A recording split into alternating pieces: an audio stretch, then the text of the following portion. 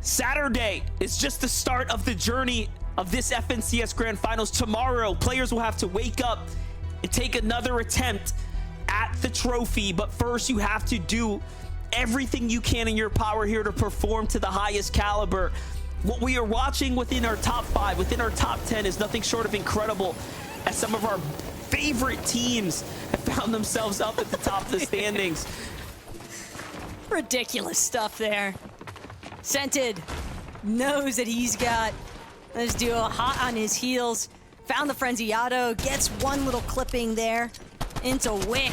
Oh my Wick God. nearly getting the better end of Scented. But now, Tahi, Scented, they've at least managed to find the first elimination. That's gonna force Savzi fend for himself here. Not sure if it's gonna be an easy task for him to try and collect Wick's reboot card either. But for Scented and Tahi, they've had pressure here at Classy Courts all day long. And it's only gonna continue to pick up here, I'd imagine. But for a team like Miro and Cooper that has also been contested here at the Marigold, but Veer and Sonido so heavily outdropped that they also opted for a swerve off instead. Yeah, I'm not too big of a fan of the fact that Miro and Cooper are not going to get those early game tags. This might be something that works against them all in all. Before they had a different situation, but hold up, Convict and Vanillas, a bit of a battle here up against Crackly and Forever Zone Wars, just giving us some early game entertainment right now. Nothing's gonna conclude here. This is like a continuation, I feel like, of Crackly's semifinals story. They were contested here all throughout the lower bracket. They continue to be contested here. Seems like in the grand finals now, and it's just pretty tough to play this one out. Meanwhile, talking about contested storylines, one that's even more important is Cold and Acorn. Can't help but start to root for this team and really feel like Acorn could do it again. Acorn maybe even catching a glimpse of the fact that at least one of the duos contesting them here at Fencing Fields has chosen to venture away. But you likely also saw another duo, so you have to expect, okay, Muzz, Paper, Mason, and Pen, one of these teams is leaving, the other somewhat following, because it seemed as if Mason and Empen were going to give a little bit more chase there for a moment into Buzz and Paper, but instead they fall back, keeping in mind that it's really all about that Mythic Striker and getting the medallion over at Fencing Fields. But the Mythic Striker, just such an incredibly strong weapon to be able to utilize throughout the course of a match. And for the last game of the day as well, you know that Acorn and Cold are going to want to set themselves up for day 2. But it's just not going to come by them easy. Thinking about this point spread is pretty competitive here, even within the top 20. That one good game, even for Batman Booga Rapid here, all of a sudden they have a chance tomorrow as the points start to really elevate. Any team can throw themselves well into the top 10, comfortable for the fight for it all. Baka and Pars, very different position that we've seen them in any other game so far, so you can tell that they're taking this game a little bit differently, a little bit more seriously, not trying to 50-50 everything away, as is Muzz and Paper here, going back to the trusty fit. But look, they leave the drop quick, Taco, and they're just like, hey, we'd rather just play this game out. We need to just stay alive. Look, the last time that Paper had this outfit on, he was looking like the sniper in the lobby, okay? And he's got a sniper in his loadout currently. He already found one elimination onto a team that likes to drop at Ruin Reels. It was going to be Bacon first to fall at the Ruin Reels. You can see TK left as a solo. Hasn't been spotted out just yet by Muzz or Paper.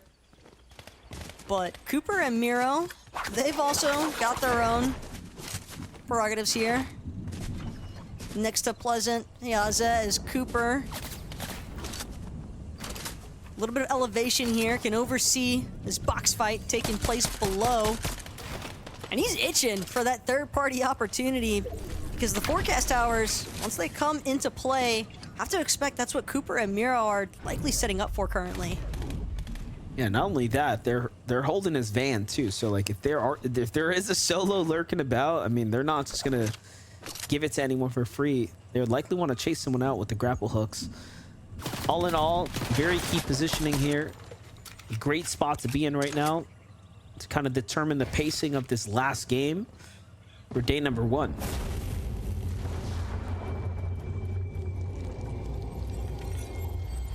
And like I just mentioned, forecast tower gonna be the focus for this secondary zone. Reet though way off from Ritual, just trying to confirm a little bit of excess materials, excess loot in the surrounding area.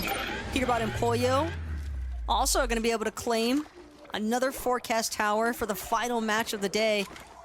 And when you think about the fact that this is a team where in 2 separate lobbies now, they've had access to that forecast tower, and they're the only team to be able to repeat a Victory Royale in our first day of grants. So, Monster, third time's the charm, possibly. If Peterbot and Pollo are after a third Victory Royale, that forecast tower is going to be one of the best ways to set themselves up for it. Raz and Iamzo on the move right now. Very much split up from one another here. Everyone is just trying to get their game in motion so far. Meanwhile, on the feed, though, Muzz finds Cam. So eliminations happening, which is very much critical to Muzz and Paper's success, right? Really think about it. They gave up their drop, which means that they're completely playing, you know, an off-the-cuff rotation and route right now, and it's turning out to be successful. Freeze finds Scented in the feed, too, so another big elimination there, and likely the end of the run for some teams that had a chance up at the top 10.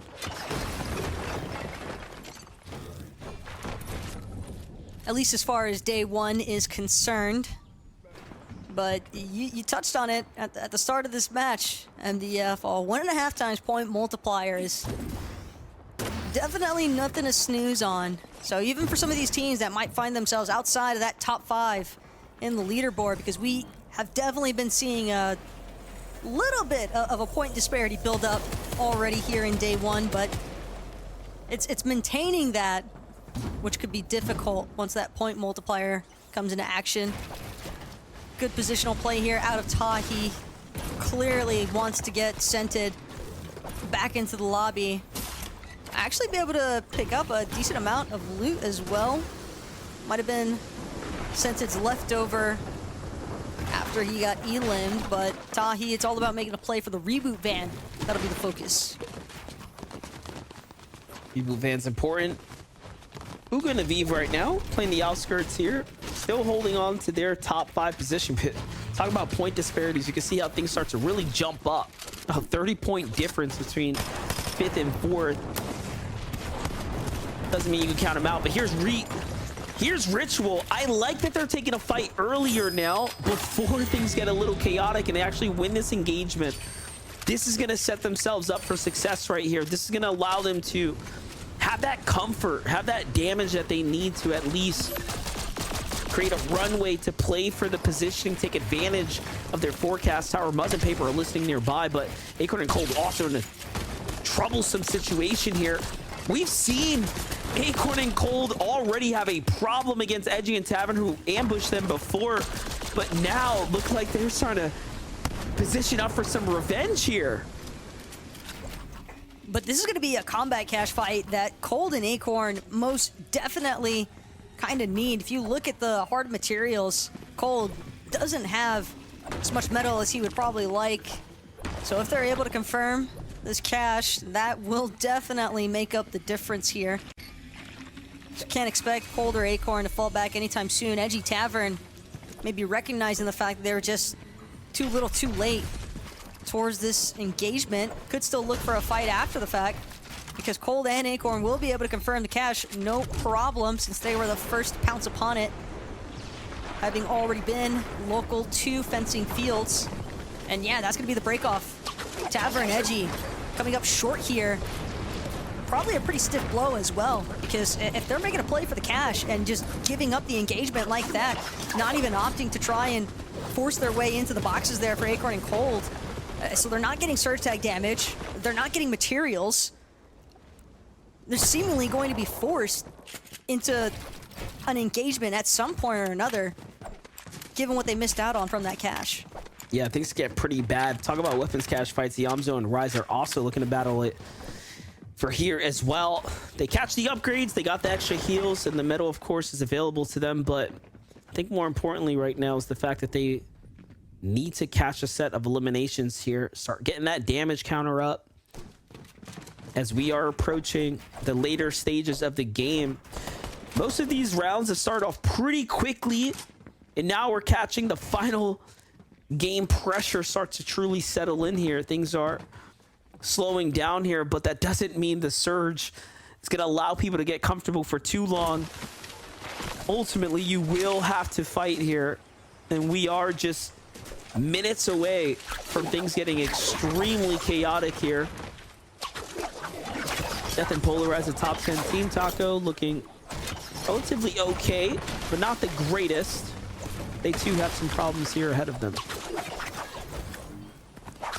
And it's almost kind of crazy to think about too, because when you start off the day with just so much outright aggression pouring in from what felt like every direction from all these teams, and for it to now just practically come to a halt here, a lot of these teams essentially putting themselves now in a position where they're basically waiting out for that surge threshold to come into play. And if you're taking your chances on whether or not you've done enough damage to avoid being caught up in the chaoticness that occurs once the surge comes into play, it might be tough to come by for some of these teams, like what we saw there from Death and Polarize, because they were alone, nobody nearby. Teams looking for dead side rotations, or teams that are just at these uncontested drops. If their struggle today has been maintaining a healthy surge damage threshold, well, that'll be something for consideration in VOD review tonight. Because again, a set lobby, especially a grand set lobby, is always going to be an entirely different beast when it comes to maintaining a surge strategy. Yeah, I'll be the first to say it. I don't like it. I think all of our top 5 leaderboard leaders at the moment, they have to do more. They have to be a little bit more aggressive and honestly get out there and just take it at this point, because otherwise, you called it correctly, they're going to be under some serious trouble of other teams that will need to fight too. And if they don't start sooner rather than later, they are just going to give away this nice lead that they've found themselves in. Clix and Epic Whale is very much included in that conversation as well. Look at how, sure, they have some tags, but they're sitting next to 4 duos, them being one of them. Why, right? Like, why put yourself in such risk? And look at who it is. Re and Ritual, Crisp and Noxy. 2 teams of which are very much comfortably inside the top 10. And then you have, of course, Ozone and Golden up above, who can easily throw their hat in the conversation, right? This is just all types of trouble waiting to unfold, and here it is. I like the way, though, that Epic Whale was looking to create a little bit of distance from that conglomerate of teams. Just utilizing some of the natural faces, that cliff face, providing some good coverage for him and Clix to rotate through the low ground. But Death and Polarize, they've got a little bit more of a direct approach here, trying to deal with the likes of Jiven and Piggle. And I hope Destiny Jesus has been able to formulate some kind of a strategy for his team that he's coaching there in Jiven and Piggle, because it's definitely been a rough first day. And Polarize only looking to try and increase the problems here that Jiven and Piggle have been up against, but Death actually finding himself knocked full Elim now, polarized, stuck inside of their box, trying to see if he can hold on. Maybe a little bit of an assistance coming through from Bugha and Aviv there for Jiven and Piggle. So you could see them seemingly wanting to rotate, possibly looking to get a little bit more aggressive here with this engagement. Yeah, I'll say it right now. Any team going 2-2, head-to-head against Jiven and Piggle are just not going to have a fair chance at all right now. They are playing very, very exceptionally well when it comes down to these early game engagements. This is why they're kind of in the middle of the pack and will likely have a better day 2 as they get to do the homework tonight. Well, let's jump over Cooper and Mira, who have actually gotten their hands dirty for a second there. But it doesn't matter. Look at how they're sitting on all of this excess material here. Likely a weapons cache that was rewarded to them. They carried back, hauled back all that loot. And now they have Kanata and Aegis, a desperate Kanata and Aegis, I might add. As Kanata and Aegis have unfortunately been eliminated off drop at least twice, giving them a much harder foundation to stand on in this game. Mira and Cooper are, of course, our team in the lead, though. They have everything to gain here by jumping on this team right now, because with 54 above the surge, that's not going to survive the test of time here much longer. And this team inching their way upwards is showing them that they also have to fight. Mira and Cooper, though, recognizing the fact that Kanata started to get some overhead on them. They're getting ready. Now looking for a little bit more of a challenge here to pose into the likes of Mira and Cooper. And yeah, like you said, he's setting up the box fight. He's just like, let's do it.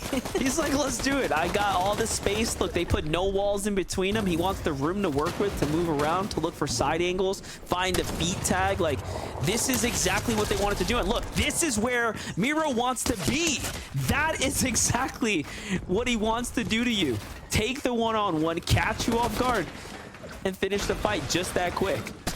And now, because of all these pre-existing builds underneath, Miro, though, still getting a massive shot in onto Aegis. Cooper as well, making sure to tag team alongside his duo.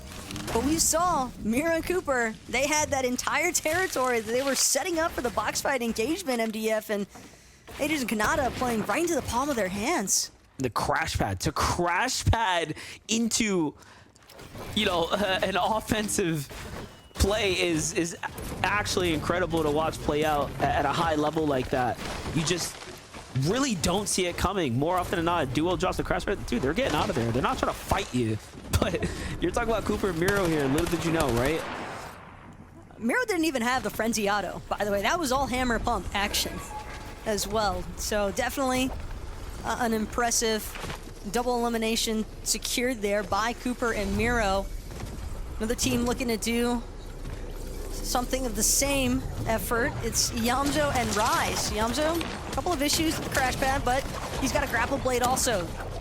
Clix, though, on the other hand, finds one knock onto Threats. Dukes still up and running, but for how much longer is the real question here, because Clix, having lost Epic, you know he's going to be out to try and sabotage Dukes' odds of getting that revive off onto Threats. Dukes forced to pause his revive for the time being. So much pressure from Clix, and the Mythic Frenzy wins those almost every time, but in Clix's case, this time was the only success story he really needed. Avenge Epic Whale in the process, and now a decent amount of materials, some good supplies as well. Medkit gonna go off, no problem.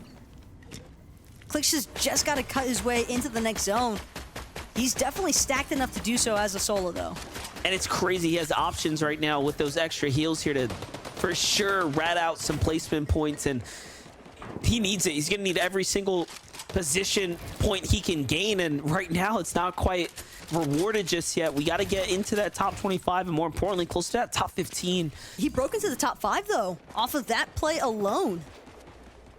That is true. Earning more points, at least it's not a, you know, a net negative game, to say the least. Okay, Acorn and Cold not looking to even build that back wall. Curious to see if they're going to return some fire, but back on over to Reed and Richard. We're at 3 eliminations. This game really, really taking it by storm. And you have to really appreciate the fact that they've continued to adjust game after game. No 2 games in the 6th round, you know, the 6 we've seen so far has been the same, especially for them, from being contested to being, you know, having issues with Storm Surge, and then all types of the gauntlet they've gone through, even working their way up to, of course, that Victory Royale. So very, very interesting to say the least. Back on over to Clix, though, who, like we just mentioned, has pressure coming in. You saw that team see him and then decide to key in. They know he's a solo, and they're close on his heels. Oh, no. It initially seemed a little bit promising, but just too much pressure, too much focus brought his way there. Clix, unlucky finish in this final match. It would be hard for him and Epic Whale to hold that 5th place in the leaderboards.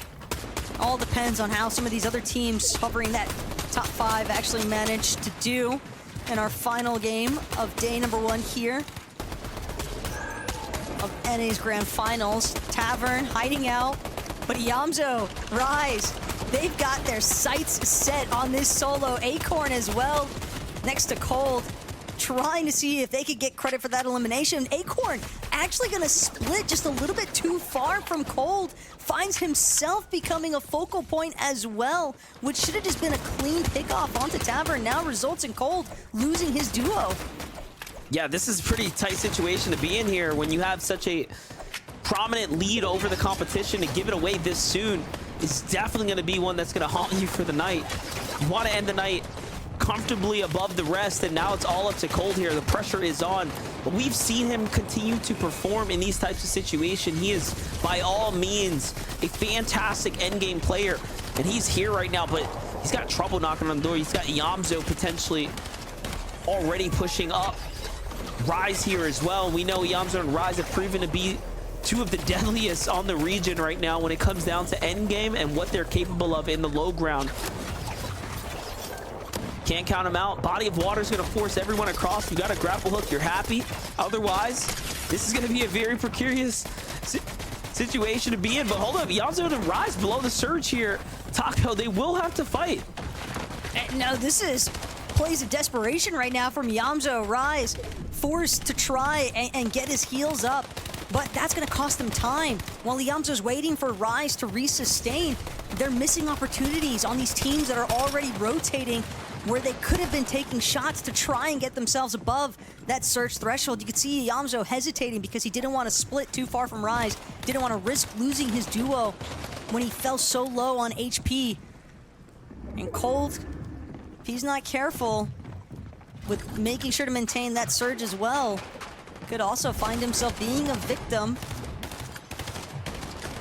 As now Miro, Cooper, still hanging a little bit more towards the mid-ground layers.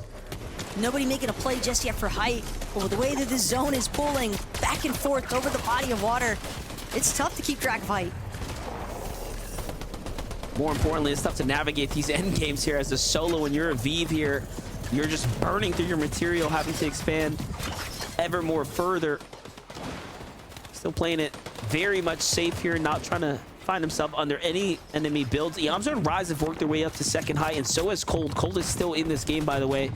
Top 17 now. We already saw how difficult it is to make these types of plays as a solo, and Aviv is in this conversation here too.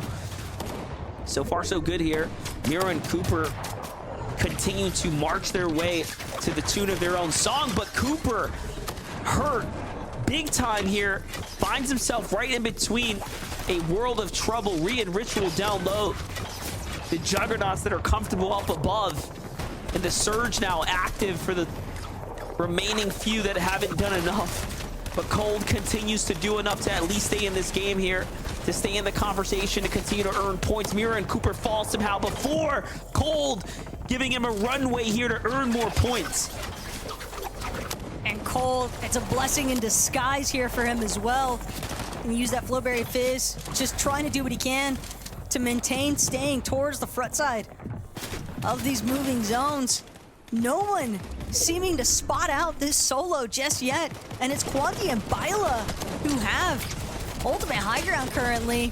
Rise Yamzo on a completely different layer, but they are just tearing through everyone they encounter. a massive pickoff as far as point eliminations are concerned. But Rise and Iamzo, they're still moving. And Aviv can't be said for them because that's going to be an easy elimination. Solo in the backside, no chance. Fully finished. Cole also gets taken out to the hands of Baka. So Baka and Pars also earning points here to get back inside that top 10 to start their day off to a strong number 2. But it's Rise and Iamzo right now who are literally climbing to the occasion here, trying to get that first place spot as Cooper and Miro is out of the game. Cold and Acorn are no longer a factor here, and so is Reet and Ritual, looking to make up for the downed game in the previous run. But Rise and Iamzo could be setting themselves up for this victory royale right here. We could be seeing repeat performances, back-to-backs happen here for teams that are consistent enough.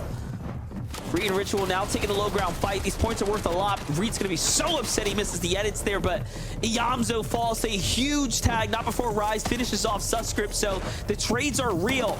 A solo here, right next to Rise, and the pressure's on. Luke falls from above. He needs those materials, but it's not gonna be enough. And Reet and Ritual continue to rack up here, and they need these points more than anyone else, and down goes Baka. Pars is a solo now in the water here, and the damage is done. But way up above all this calamity taking place in the low ground, it's going to be Quanti up top.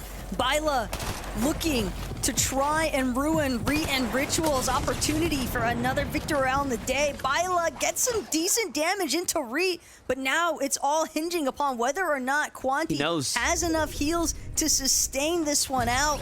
Ritual gonna have to wait with this final medkit. Quanti actually opting to drop to the low ground, finds Ritual, but he needs to get the finishing blow. Ritual gonna box up immediately, and it's just enough space. It's just enough between him and Quanti at the end. An unfortunate story for Quanti and Byla as they watch the 6th lobby of the day slip away from them, but a second place finish, nothing to beat themselves up over. I promise you, my jaw dropped and Ritual is walking with the medkit out in the open for information. I just couldn't believe he was willing to throw it all for a second there, and he gets tagged first and still somehow manages to turn that engagement around. You just don't win those, but Ritual is different. He hits the tag that matters most right here, and then he just holds the wall. That is all he had to do, so he gets the credit to Reet and Ritual. Do it again to put them back inside, likely